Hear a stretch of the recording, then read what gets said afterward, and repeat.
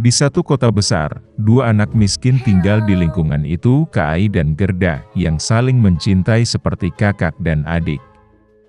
Orang tua mereka mengizinkan mereka untuk mengunjungi satu sama lain di atap dan duduk di bangku di bawah mawar.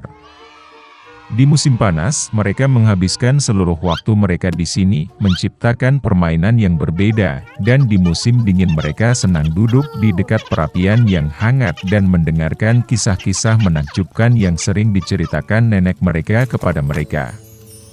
Suatu ketika anak-anak melihat buku bergambar, Kai merasakan sesuatu menusuk mata dan hatinya. Ini adalah pecahan cermin dari Nyonya yang berkuasa, Ratu Salju.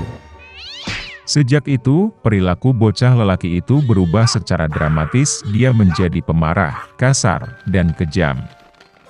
Suatu hari, Kai pergi tobogan dan tidak pernah kembali. Ketika Gerda mengetahui tentang hilangnya Kai, dia menangis lama sekali. Tapi dia yakin Kai masih hidup, jadi dia memutuskan untuk pergi mencarinya. Untuk waktu yang lama Gerda berjalan melewati hutan, melewati ladang, dan kemudian dia menemukan sebuah rumah yang indah, terkubur dalam bunga. Nyonya rumah keluar padanya itu adalah penyihir tua dengan topi jerami besar. Wanita tua itu sangat menyukai Gerda, dan karena itu dia memikat gadis malang itu dan meninggalkannya bersamanya selamanya. Gerda lupa tentang tujuan perjalanannya, dan menghabiskan banyak waktu bermain di taman indah dari Nyonya rumah yang ramah. Suatu kali dia secara tidak sengaja melihat mawar, dan mengingat Kai, dan segera bangun dari sihir, pergi ke jalan. Dalam perjalanan, Gerda bertemu seekor gagak pintar yang besar. Dia memberitahu gadis itu bahwa dia mengenal seorang putri yang akan menikah, dan tunangannya sangat mirip dengan Kai. Burung gagak setuju untuk membawa Gerda kepadanya. Begitu sampai di istana, Gerda berhasil melihat calon pangeran. Sayangnya, itu bukan Kai. Sang putri, setelah mendengar kisah sedih gadis itu, memberinya kereta emas dengan kusir dan pelayan, serta sepatu, sarung tangan dan gaun yang indah. Dan Gerda berangkat. Di hutan yang gelap, kereta yang berkilauan segera menarik perhatian para perampok yang segera menyerangnya. Perampok itu menahan Gerda. Dia membawa Gerda ke kastil perampok untuk memamerkan kebun binatangnya yang berisi merpati hutan dan rusa kutub dari Lapland. Mendengar cerita tentang penangkarannya, perampok merasa kasihan padanya dan membiarkannya pergi dengan rusa kutub untuk mencari Kai. Rusa kutub membawa gadis itu ke wanita tua Lapland yang menghangatkan dan memberi makan gadis yang kelelahan itu.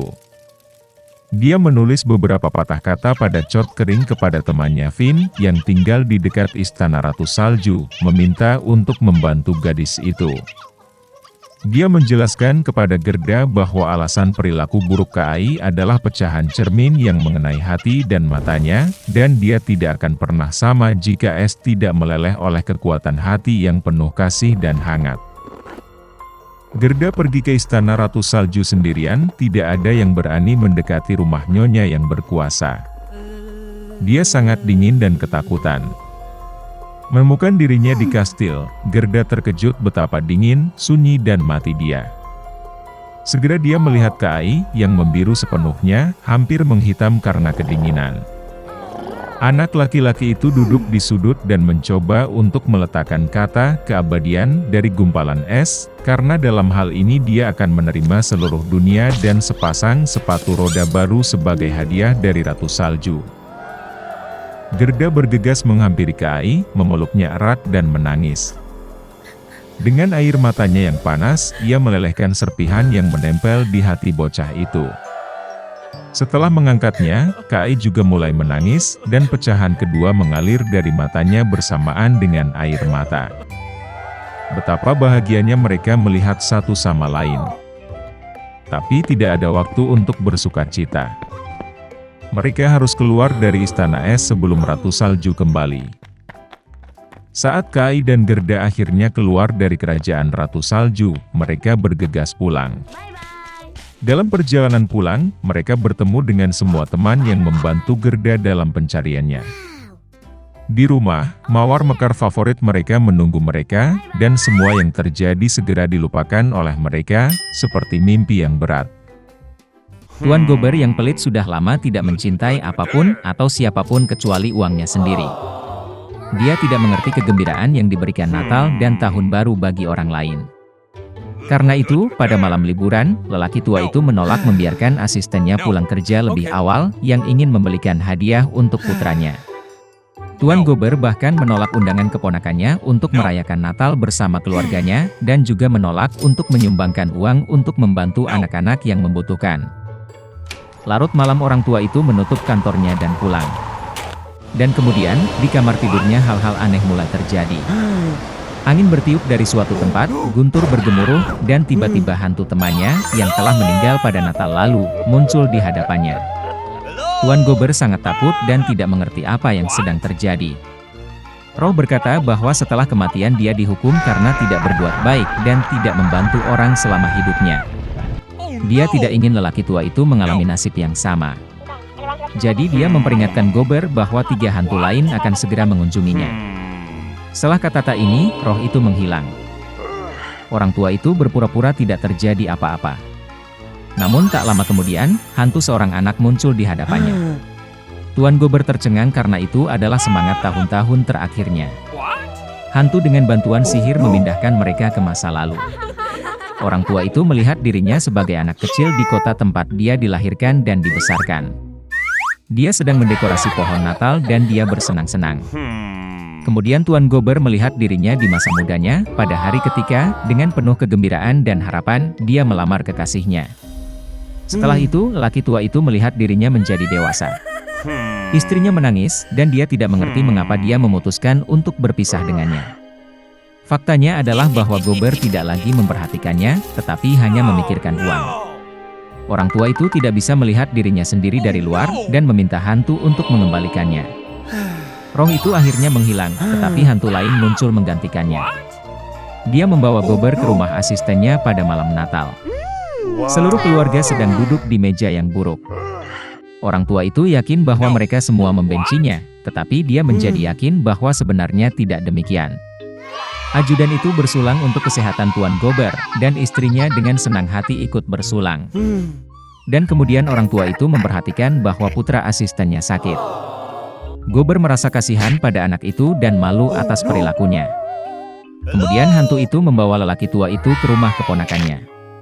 Seluruh keluarganya senang dengan liburan itu. Yang terpenting, mereka meninggalkan tempat duduk di meja untuk Tuan Gober.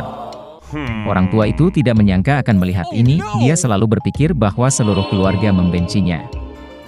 Akhirnya hantu itu menghilang, tetapi roh tahun-tahun mendatang muncul menggantikannya.